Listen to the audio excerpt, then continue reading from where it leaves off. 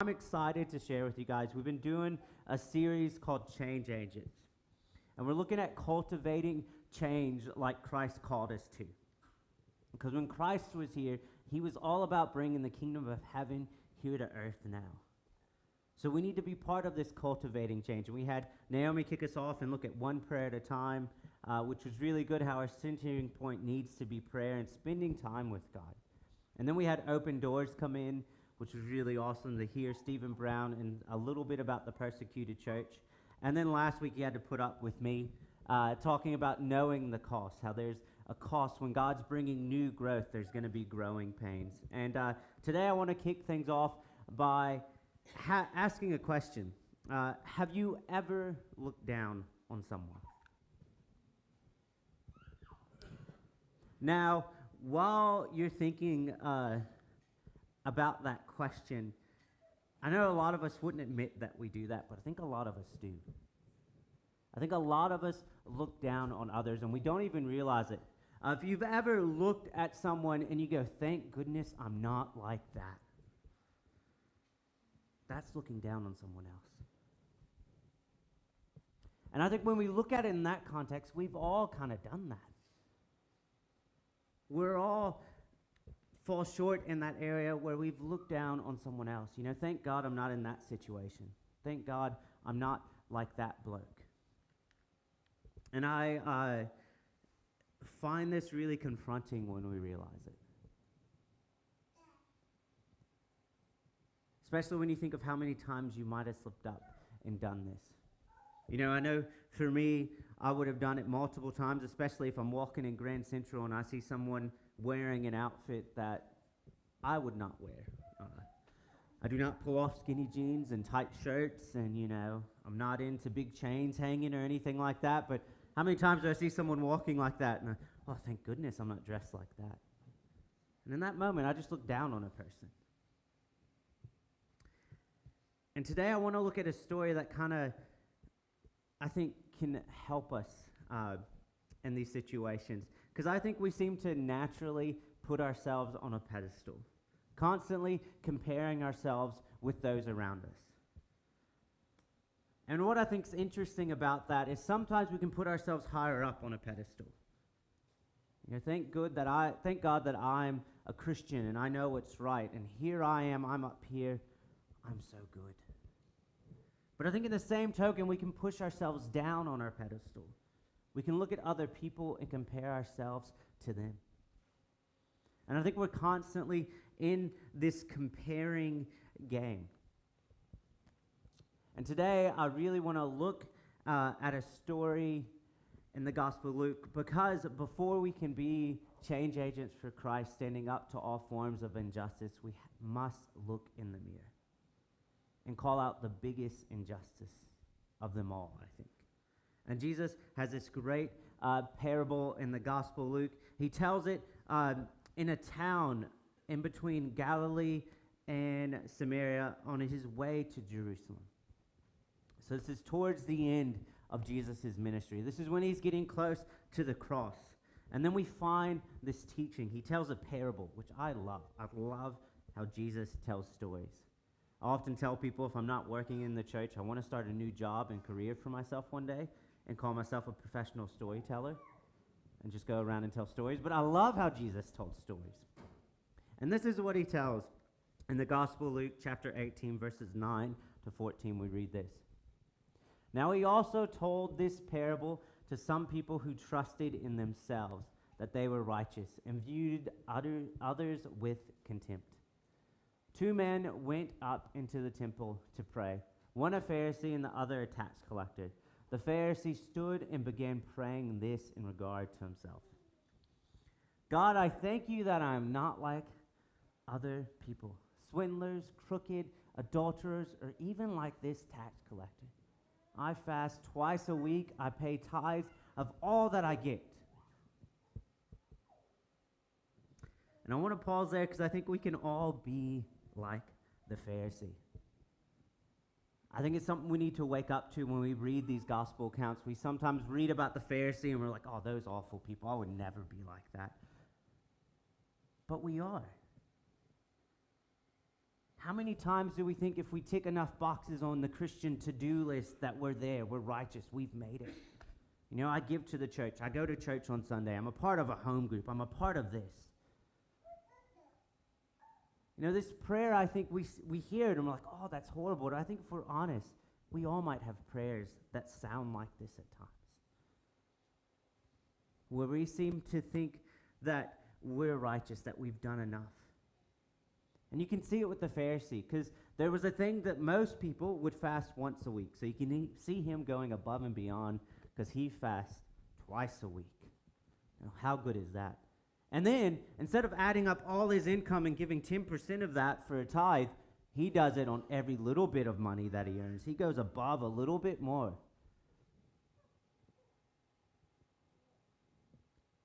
Do you see how we could probably do that? And we can all be like the Pharisee. I want to keep going with this story. And this is how Jesus goes on. He said, but the tax collector, standing some distance away, was even unwilling to raise his eyes toward heaven, but was beating his chest, saying, God, be merciful to me, the sinner. I tell you, this man went to his house justified rather than the other one.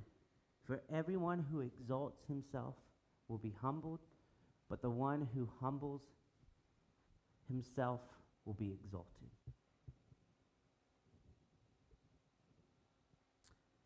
Those are powerful words, I think. I think it's even more powerful if we look at it and, you know, let's be honest, looking from the outside in, the Pharisee's doing everything right. He's doing all the steps. He tithes, he goes to the temple, he does what he needs to do. He does everything right. But his heart's not in the right place. And then you have the tax collector, who, I mean, let's be honest, in those days, if you don't know, tax collectors weren't like that much.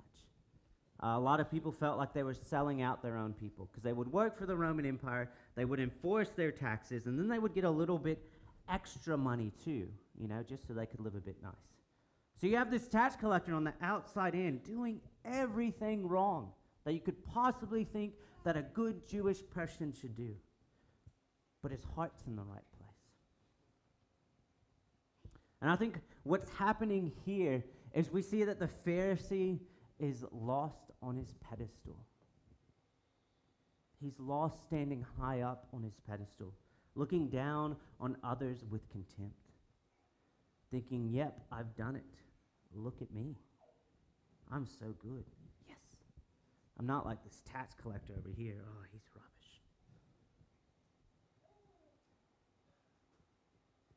And I think this is confronting, if we're honest, because I think sometimes in Christendom, we get on our pedestal and we think we're better than everyone else.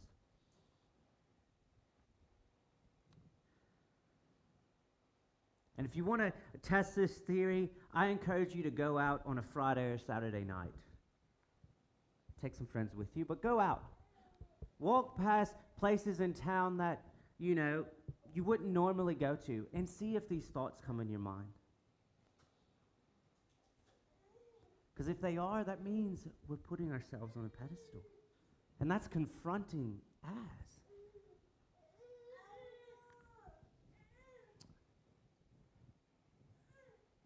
And I think when we get in these moments, when we walk past places, you know, it could be, everybody probably knows what the vault is in Toowoomba. I'm assuming we know what that is. I don't need to go any further. Well, I'm sure, you know, if we walk past that, sometimes we can be like, oh, thank God I'm not in there. Or thank God my daughter's not in there. Or thank God I'm not like that. Thank God I don't blow, you know what, because you have people who work out in the mines, so they come into town and they blow $800 there. Oh, thank God I'm not like that. So think of the moments when we think stuff like that. We need to go back to where our story starts in Genesis. And I love Genesis 1, verses 26 to 27. It says this, then God said, let us make mankind in our own image, according to our likeness. And let them rule over the fish of the sea, and over the birds of the sky, and over the livestock, and over all the earth, and over every crawling thing that crawls on the earth. So God created man in his own image. In the image of God, he created him. Male and female, he created them. Now, I love this passage. I love it for so many reasons, because God made all humanity in their image. We all are divine image bearers. Regardless of the mess in our lives and the stuff that might be covering up, it doesn't change the fact that every human being on this earth is created in the image of God. They have a divine spark. They have a divine fingerprint, whatever you want to call it. Doesn't matter about the muck around it. They're still a divine image bearer. So sometimes if I'm on a pedestal and I'm putting other people down, I'm putting down someone God made in their image. And I think we need to remember stuff like that. And I think when we remember that everyone's a divine image bearer, it can help us be a bit more humble. Because I don't think humility is putting yourself down. I got tricked with that for a while. My self-esteem is like really low. And I used to disguise it by saying, look, I'm really humble. No, I wasn't. I was just putting myself down. That's not humility. I think humility is when you realize that there's a level playing ground. When you see the value in yourself and in everyone around you. And I'm still working on doing that, so I can put my hand up and say I'm not there. If you think I'm there, you can ask him and she'll say, no, he's got a long way to go. Or you can ask my kids, they could tell you. You can ask anyone that knows me pretty much. But I think when we can go back to Genesis and we can realize that we're a divine image bearer and that everyone's a divine image bearer, we can be like the tax collector and come to God with passionate humility, stepping off our pedestals that divide us.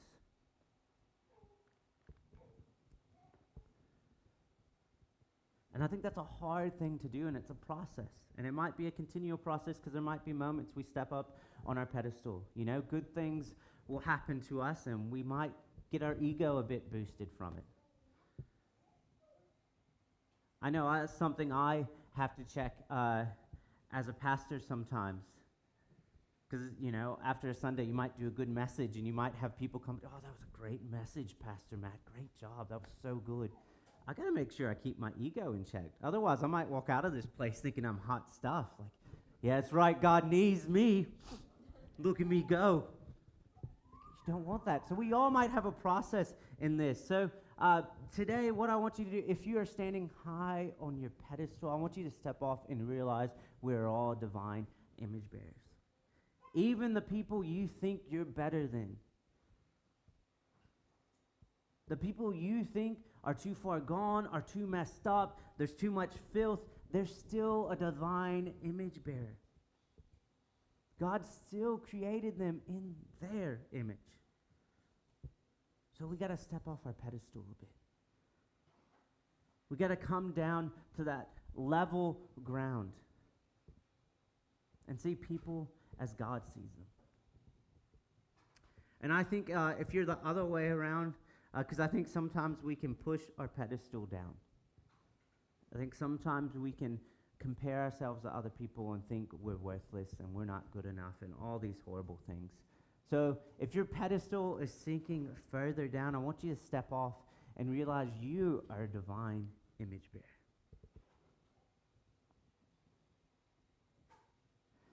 And realize that, I love this picture, right? My kid's so excited. I typed in kid excited on Christmas, and this was what came up, and I was like, oh, that's a winner. But that's how God looks when you turn to him. He looks like that. Excited kid. He looks like that for you, and he looks like that for someone, even if they work at the vault or blew all their money on the vault. If they turn to God, he's like that. He's excited. That's how God sees us and sees everyone when we turn to him. And I think that's amazing. I love that face. So I think the first step for me in calling out all injustice is looking in the mirror and calling out the biggest injustice of them all. And that biggest injustice is the times that we put ourselves down as individuals or the times that we put someone else down as a human. When we devalue an individual, that's the biggest injustice of it all. And we got to start by looking in the mirror and see the times that we do it to ourselves and that we do it to others. And in the moments when we're standing high on our pedestal, thinking we're better than the person that might be talking to us, or if we're standing really low, thinking we're the worst person ever, when we're thinking we're a fraud. Because I know a lot of us might not admit that we might have thought that, but I know I've thought that stuff like that before, like I'm a fraud, I'm a fake. If anyone really knew me, oh my goodness. So whichever way you are, I think we got to remember God looks at us like that, full of excitement and joy.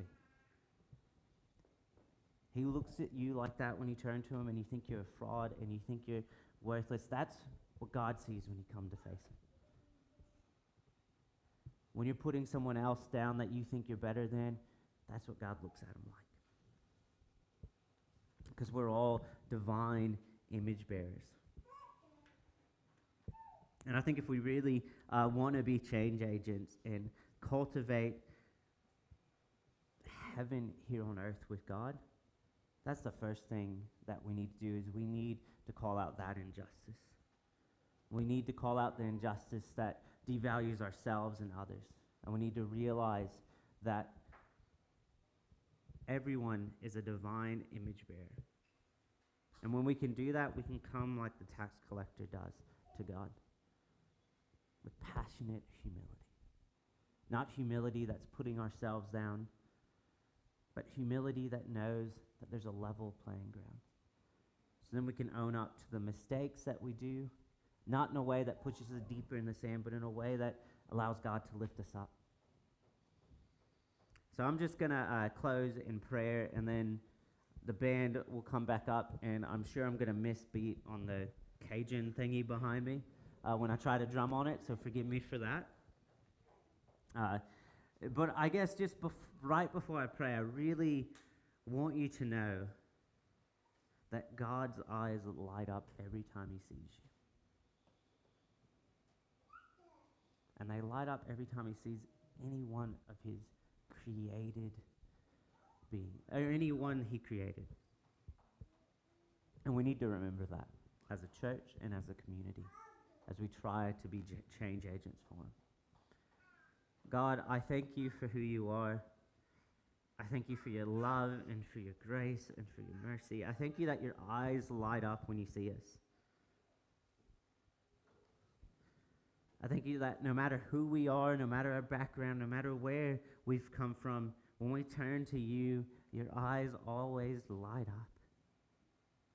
Like that little kid on Christmas. I pray that you help us remember that. And the times that we might be pushing ourselves down on our pedestal, comparing ourselves to others, thinking we're not good enough, I pray that you will help us remember that we're a divine image bearer.